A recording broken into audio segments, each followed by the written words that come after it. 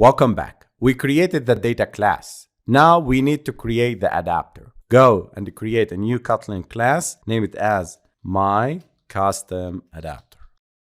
This adapter class acts as a bridge between the data source and the grid view. You need to create an adapter to populate the data into the grid view. The adapter acts as a bridge between the data source and the grid view. And you can extend base adapter as we done before, or use other adapter classes like ArrayAdapter or CursorAdapter. In this example, I'm going to introduce a new type of adapters called ArrayAdapter. I want from you to focus with me, and the intention for using ArrayAdapter is to have diversity in using adapters and working with adapters. So I'm not going to extend base adapter. Instead, I'm going to extend the ArrayAdapter.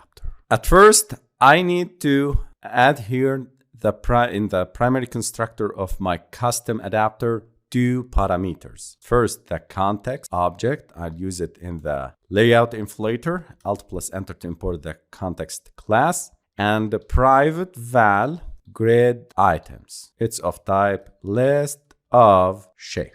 I need to pass a list of shapes as a data source for this custom adapter.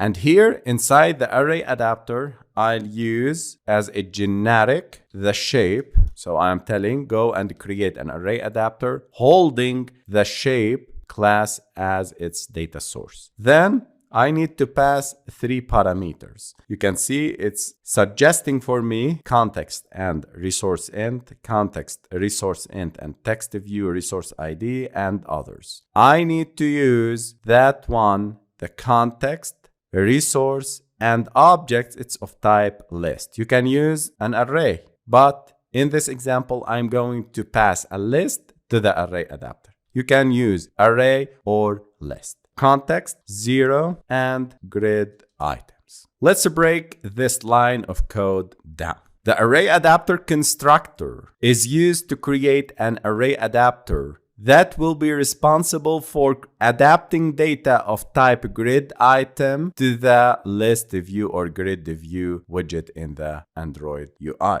The context, this is the context of the activity or application. It's typically the current state of the application or the activity that is using the adapter. The context is required to access resources, layouts, and other application-specific information. For that, I need to use it in the layout inflator to access the layouts. Resource ID for the layout is 0. The second parameter represents the resource ID for a layout file that will be used to create a view for each item in the adapter.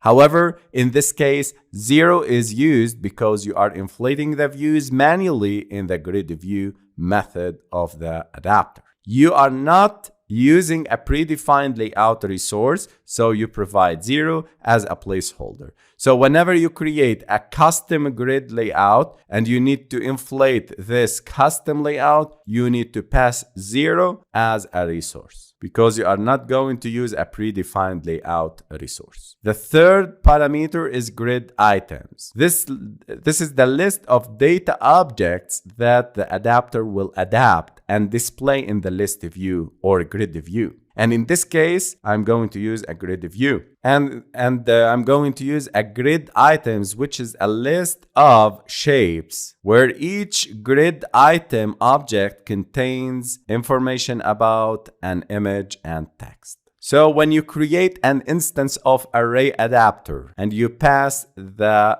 data class, you are essentially creating an adapter that will convert a list of grid items objects into views that can be displayed in the grid view. The layout for each item is handled manually in the getView method of the adapter, where you inflate the views and bind the data to them. The second step is to create a new class called ViewHolder. I want from you to focus with me in this video and the creation of this custom adapter. Here I am following a different strategy in implementing and creating adapters. I'm going to use something called ViewHolders. I'll create an internal class here inside this class. It's called inner class private class view holder. Then I need to use late initiate var image view. It's of type image view, and late initiate var text view. It's of type text view. In the next video, we're going to deep dive into this view holder.